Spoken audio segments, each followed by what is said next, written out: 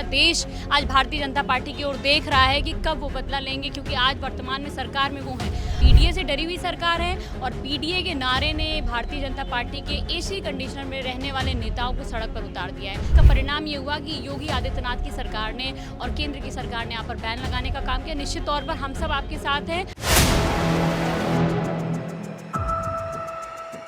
4 PM news network में आप सभी का स्वागत है। मैं हूं क्षितिज कांत। लगातार पोस्टर वार जारी है। समाजवादी पार्टी कार्यालय पे पोस्टर लगता है, उसके एवज में एक पोस्टर भारतीय जनता पार्टी की तरफ से लगाया जाता है। लगातार ये पोस्टर वार जारी है और कई बार फ़र्क भी दिखाया जाता है कि समाजवादी पार्टी की जब सरकार थी या समाजवादी पार्टी के द्वारा क्या कुछ कार्य किए गए हैं और मौजूदा सरकार में किस तरीके से कार्य हो रहे हैं। कार्यप्रणाली पर भी सवाल खड़े किए जाते हैं। हमारे साथ पूजा शुक्ला जी हैं और पीछे आपको एक बैनर दिखाऊंगा। बैनर पर लिखा है, झुकती है दुनिया, झुकाने वाला चाहिए। और इससे पहले भी तमाम बैनर्स लगाए जा चुके हैं। पूजा जी, ये जो बैनर लगा हुआ है, इससे संदेश क्या दे रहे हैं?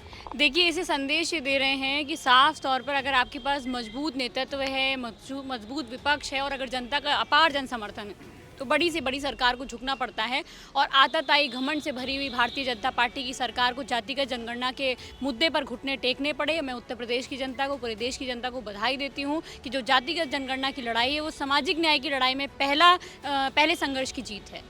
जातिगत जनगणना की बात कर रही है, सरकार ने कदम तो उठा लिया है, लेकिन कहीं ना कहीं जो पीडीए का जो फॉर्मूला आप लोग लेकर चल रहे हैं, जिस पे आगे बढ़ रहे हैं, कहीं ना कहीं उसको टारगेट करने का भी प्रयास दूसरी तरफ से दिख रहा है। देखिए, भारतीय जनता पार्टी डरी हुई है क्योंकि जब अखिलेश यादव जी ने पीडीए का नारा दिया तो इन्होंने सोचा कि पीडीए इनसे नहीं जुड़ेगा, जबकि इनको ये नहीं पता था कि अपार संख्या में पीडीए समाजवादी पार्टी के साथ जुड़ा हुआ था। और जैसे ही वो नारा धरातल पे गया, बड़ी संख्या में जनमानस का समर्थन समाजवादी पार्टी को मिला और समाजवादी पार्टी के मुखिया 43 सीटें इंडिया गठबंधन के नेतृत्व में और अखिलेश यादव जी के उत्तर प्रदेश में नेतृत्व में जीत करके आए। तो पीडीए से डरी हुई सरकार है और पीडीए के नारे ने भारतीय जनता पार्टी के एसी कंडीशनर में रहने वाले नेताओं को सड़क पर उतार दिया है। तो पीडीए की वो ताकत है, पीडीए का वो मनोबल है, पीडीए वो विचारधारा है जो बड़े से बड़े लोगों को झुकाने का काम कर रही है। आपने पहलगाम हमले को लेकर के भी एक पोस्टर लगाया था जिसमें आतंकवाद के खिलाफ काफ़ी आपने आवाज़ बुलंद की थी। देखिए, जो पहलगाम वाला मामला आया था उस पर हमने निश्चित तौर पर पोस्टर लगाया और हमने मांग करी थी कि 10 करोड़ प्रत्येक परिवार को दिए जाएं जिनके घर परिवार के लोग शहीद हुए हैं और उनको शहीद का भी दर्जा दिया, क्योंकि भारतीय जनता पार्टी तो उन्हें शहीद ही नहीं मान रही। तो हम लोग चाहते हैं कि उनको शहीद माना जाए, उनको 10-10 करोड़ रुपए एक सरकारी नौकरी दी जाए।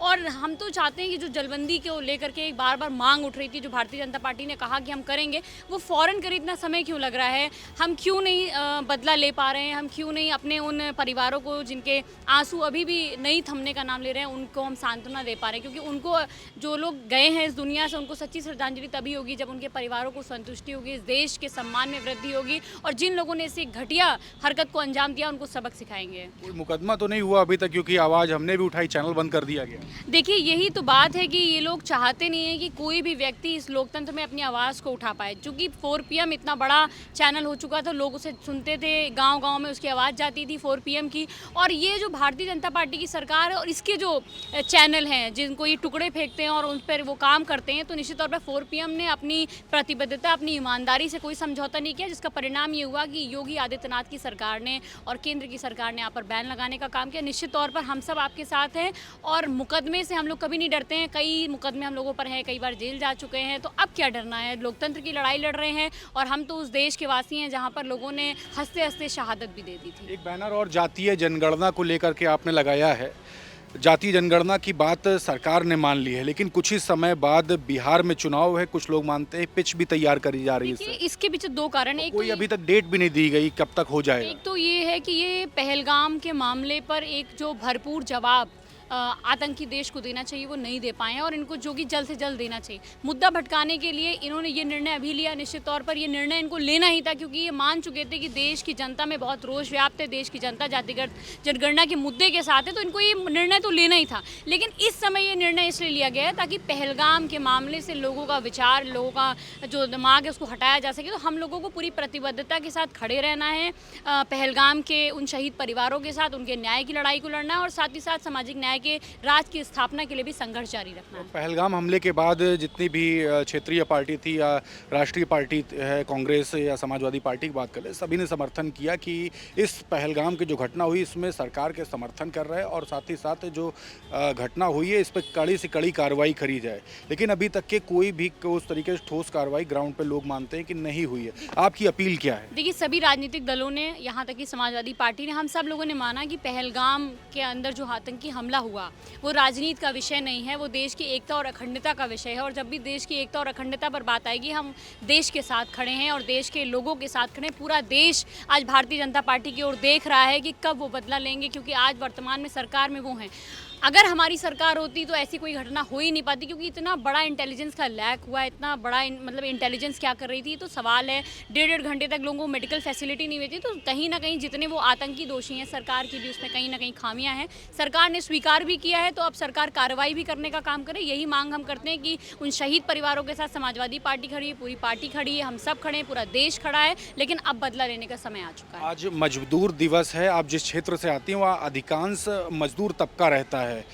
लगातार आपकी आवाज़ उन तक पहुंचती है। उन सभी जो व्यक्ति हैं उनसे आप क्या कहना चाहते हैं? देखिए, हम सभी लोगों को मज़दूर दिवस की बधाई देते हैं। और ये जो दिवस है, ये बधाई देने के साथ उनके संघर्षों का दिवस है, जहाँ पर उनको काम के घंटे सुनिश्चित हुए, जहाँ पर उनका जो कामदेह है वो कितना होगा वो तय हुआ। तो निश्चित तौर पर उनका जो शोषण इस भारतीय जनता पार्टी की सरकार में हो रहा है, उसके खिलाफ भी हमारी लड़ाई रहेगी।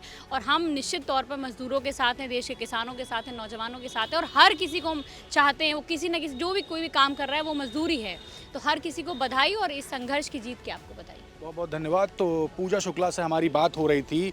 पीछे आप एक बैनर फिर से दिखाऊंगा, झुकती है दुनिया, झुकाने वाला चाहिए, जातीय जनगणना लिखा हुआ है। साफ तौर से जातीय जनगणना का जो मुद्दा था उसको लेकर के आवाज़ लगातार बुलंद की जा रही थी, विपक्ष से या इंडिया गठबंधन से कह लें। और उसकी कहीं ना कहीं जो बात जो सरकार ने मान ली है उसको लेकर कहीं ना कहीं जीत मानी जा रही है। और लगातार ये जो आवाज़ जो बुलंद की जा रही है पहलगाम के हमले को लेकर के, पूरे देश भर की तरफ से कहीं ना कहीं सरकार बैकफुट पर है। सवाल तमाम पूछे जा रहे हैं। देखने वाली बात होगी क्या कुछ किया जाता है। फिलहाल लगातार जातीय जनगणना का जो मामला जो सामने आया है उसको लेकर के जो रिपोर्ट है उस पर आपके क्या कुछ कहना है, कमेंट बॉक्स में लिखते रहें और जुड़े रहें 4 PM न्यूज़ नेटवर्क के साथ। मैं हूं क्षितिज कांत, कैमरा पर्सन शुभम के साथ। धन्यवाद।